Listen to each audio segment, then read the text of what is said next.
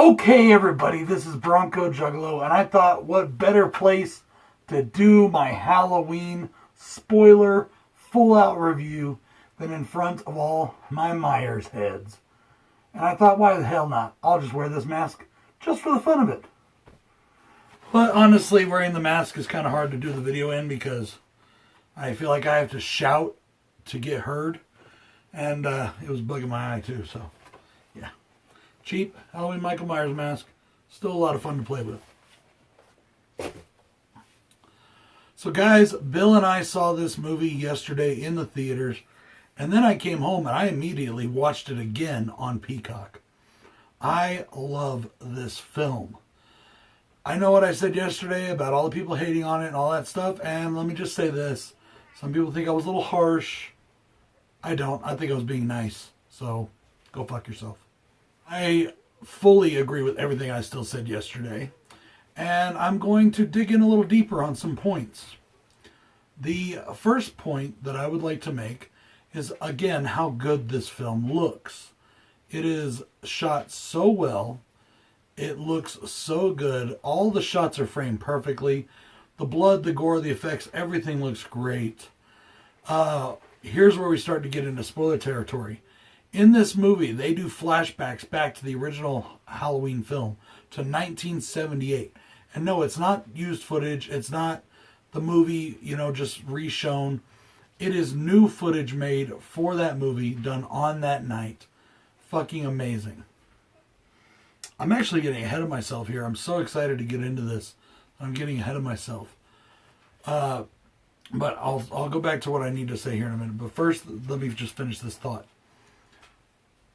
They do such a good job with Loomis. They have somebody, I believe it was the director of photography actually, played him. And then they used all that digital stuff like they did in Star Wars with Princess Leia and Tarkin and Luke and Leia even, to make them look different and make them look younger and make them look, and it looks and sounds exactly like Loomis. The guy that actually did his voice in the 2018 film, when they did the voiceover stuff over the top of the recordings, that's the guy that did his voice in this one, and it's spot on. Way better than the one in H2O, I gotta say. Arian Armstrong plays the young Shape. He plays the 1978 Michael, and he does a fantastic job. This guy had Nick Castle down. And Nick Castle's in this movie too, as, again, playing the older Shape alongside James Jude Courtney in just a few spots. James Jude Courtney does the bulk of the, Michael Myers. But they did these flashbacks so perfectly, so right, that it totally fits into the story.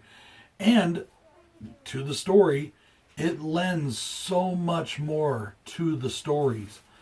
We now have new points of view. We have points of view from the police that are on scene, from Hawkins, his partner, the other cops that are around, the cops that know what happened that night, cops that were looking out for the best interest of their fellow police officers and for their town. We get this totally new point of view in this film. This movie is not from Laurie's point of view or even from Michael's point of view. This movie is all about the town. This movie is about how this monster has affected this community. Now back to the stuff that I say at all of the beginning of my reviews that I forgot to talk about. This is written and directed by David Gordon Green. Also written by Danny McBride and Scott Teems, I believe, had a hand in it. Starring Jamie Lee Curtis, James Jude Courtney, and so many other people. Anthony Michael Hall plays Tommy Doyle. All of the older people that are still around from the 1978 films that survived that night on the original, not part 2, but from the first one, are in this movie, including the original Sheriff Brackett, the original nurse, Michael's nurse, or Dr. Loomis's nurse. And she's played by the same woman who played her in the first movie, the second movie, H2O, and now in Halloween Kills, making her one of the more recurring characters in the films. And as I said, Arian Armstrong, who plays the 78 Shape, who does such an amazing job. And not only do they do it, he does an amazing job, they do an amazing job with the look. They get the mask perfect. They even got that little air bubble in the corner of the mouth. Everything is perfect on this mask. It looked just like the 1978 movie was coming back into our theaters. And I thought that was great. As I said, I've heard a lot of people complaining that this movie has no story, and I find that to be absolutely a ludicrous and ignorant statement. And I know that's going to make people mad, but that's just the truth. That is flat out ignorance. You either weren't paying attention, you have to have things spoon-fed to you, as Bill said yesterday, or you're just not smart enough to see it, honestly. I'm sorry, but that's my opinion on it. And that may even lose me a few friends. I hope not. But I'm passionate about this movie. I'm passionate about Halloween in general. And I can't stand it when people say things that are just ignorant about something I love. In the flashback scenes, we get new layers to this story, as I said. We find out that Michael used to stand at his sister's window all the time. And I think, oh, whoop-de-doo, what's that got to do with anything?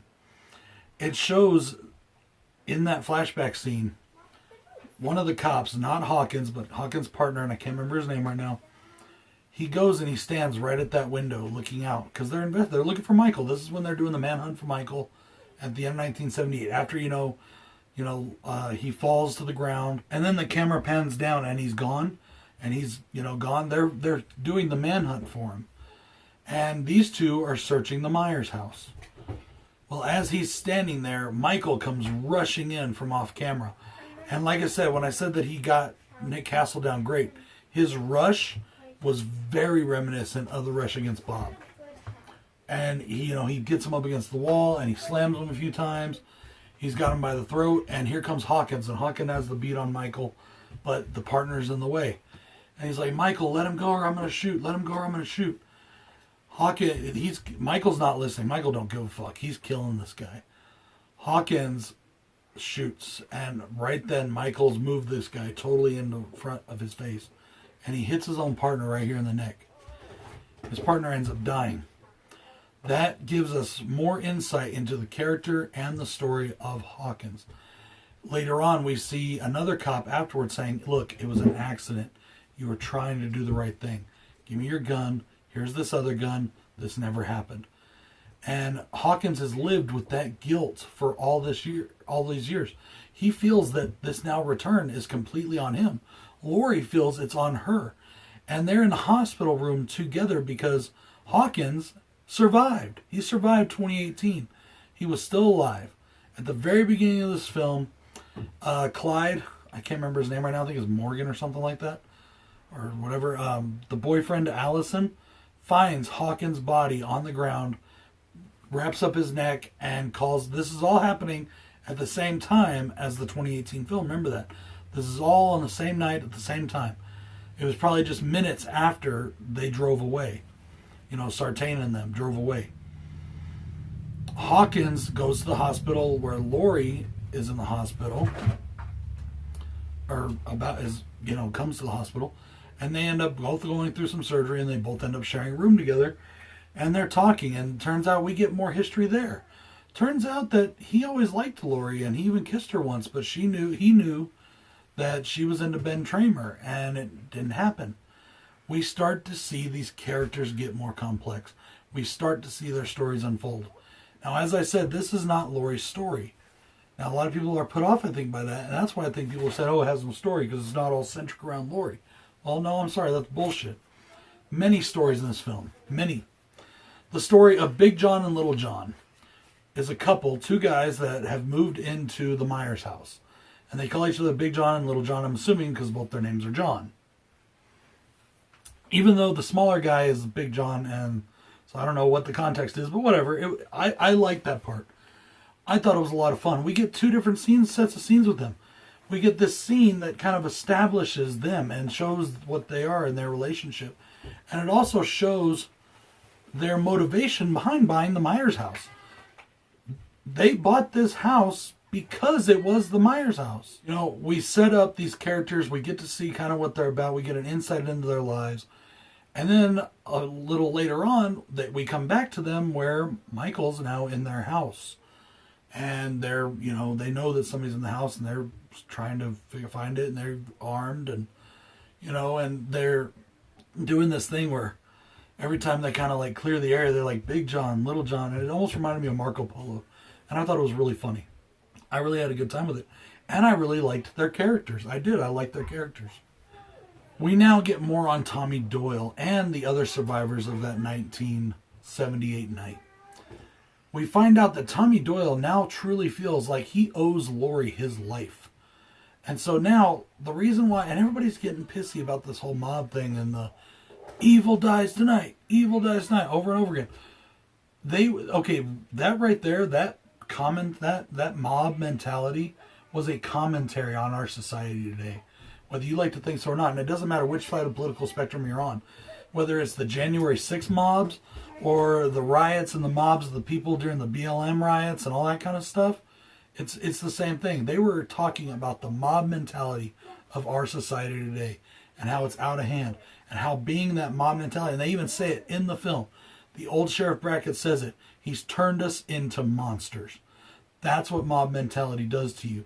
Because what happens is they think that somebody else is Michael. Remember, only person that's ever seen Michael without his mask on at this point is Laurie. Michael is not even near the hospital. There was another escape patient that was unaccounted for that is in the hospital that they think is Michael, and they are cornering this guy. He has no other choice in his mind but to break open a window and suicide himself to his death, and he falls to his death. And it's a brutal scene to watch for me because I felt like this poor guy felt like he had no other choice. How fucked up and wrong is that? How fucked up are people that they could do something like that to a person out of fear, out of a mob mentality? And that to me is a total commentary on our society today. And I fully agree with it. And I think that it adds yet another layer to this story. Now, Tommy Doyle, do they have good intentions at heart? Sure. But when you get like that, you just become animals. You have no rhyme, reasoning, or thought. They were trampling people in the halls. They just didn't care. Fear is the ultimate motivator. It bothers me a lot that people say that this movie has no story and it's all about the kills. First off, there is a lot of story. You just weren't paying attention. Not only is there a lot of story, but the movie is called Halloween Kills. Kills. In big bold letters. Even the director said they had to live up to that name. Of course it's about the fucking kills. It's also a bridge film. It's the middle part of this story. They wanted this. This is the part where you're supposed to get all the kills. If you ever watch any fucking slasher movie, you start to get all these kills. Okay, this is a 4-part story, a 4-act story. 1, Halloween 1978. Halloween 2018. Halloween Kills, which starts to introduce the 3rd act of this overarching story, the final act. That's where you start to get the meat of your kills. It started with Halloween, which had what? 3 kills? Real kills? 4 kills? Then Halloween 2018, which had more. This one has way more. And then the next one is going to finish up the story. That's where our story will wrap up. People say, oh, it didn't wrap up the story right, blah, blah, blah. Well, duh. There's still another movie. The conversations between Frank and Laurie are fucking awesome. I really like those conversations. When they're in the hospital and they're talking to one another, it just gives us such insight into the story, into the motivations, and even back into the 1978 film. Because remember, Jamie Lee Curtis was Laurie Strode. She still is Laurie Strode. She would know if what she's saying goes against what John Carpenter and them originally envisioned. I think that at the end of this film, where Michael is just on a tear, he is killing everybody. Laurie is monologuing over this scene, this kill scene. They think they have him down. They think he's dead. Well, he's not. He gets back up and he starts killing everybody. Laurie is monologuing over this. And it's the best monologue, in my opinion, since the Loomis monologue in the first film. I loved what she was saying. And then I loved that right during all that, right when you think it's all done, Karen dies. Michael pops up behind her and he kills her. And I was so glad to see that happen. Laurie does not die in this film. Big spoiler. Karen, her daughter, dies in this film. Karen dies, and I was very happy because here's why I'm happy about it. Even after everything that happened in Halloween 2018, Karen was still acting like a naive child. Her own daughter had a better sense of what was going on than Karen did. Karen didn't want to tell her mom. She wanted her to not think about it. She wanted her to think everything was okay. She says, Mom, there's a system in place. The cops can have. Obviously, they can't. And one of the most powerful scenes in this movie is after the mob has run amok and that poor guy has committed suicide, the sheriff is sitting on the stairs in the hospital. His hat below him has been trampled. And he's just sitting there, and his look of utter and total dismay and failure is on his face. And he knows that there is nothing that he can do about this situation. He knows that they cannot handle it. The town has to handle its own situation. And that's what this movie is about. It's about the town handling this. Now, does it work? In the end, honestly, no. You think it does. You think he's dead. You know, everybody's like happy. Sheriff Brackett even got to put a bullet into him, you know, to avenge his daughter. Well, Sheriff Brackett's coming up to him and about to put another bullet into him. And that's when Michael wakes up. Pulls the knife that Karen just stuck in the back of his neck out. At least that's kind of where it looked like. It might have been in the shoulder, I don't know. And he slits Brackett's throat. Goes up, takes out everybody else. Takes out Tommy last. He beats Tommy to death with the baseball bat Tommy was carrying. And then he goes back into the Myers house where, for some reason, Karen went upstairs and was looking out the same window. And he just destroys Karen. Totally just wrecks her. And I loved that ending. Absolutely loved it. I hear there's an alternate ending because they had to change it because of the way the next film's going to go. I'm not sure why they're doing what they're doing with the next film. But honestly, I'm going to trust them because so far they haven't led me astray. I have loved this movie. I love 2018. These are some of the best Halloween films ever made, and they're just getting better as we go. This movie is going to rank so high. Now, in our spoiler-free review, Bill and I spoke about the kills, how great they were, unique, brutal. This is, as I said, the most brutal Myers we've ever seen. I just watched the Rob Zombie film last night. After I watched Halloween Kills again, I watched Rob Zombie's Halloween. A lot of the kills in that movie are cut away. A lot of them, the brutality really isn't there. A lot of people think it's very brutal, and it's not as brutal as people think. It's a brutal Myers, but this Myers is way more brutal. As I said, and I meant this Myers makes the Tyler Mane Myers look like a Sesame Street character. Okay, this Myers, James Jude Courtney just brings it. And he brings it hard. You know, it's funny because I was just thinking about this. Allison ran off against her mother's wishes to join the mob of people hunting for Michael.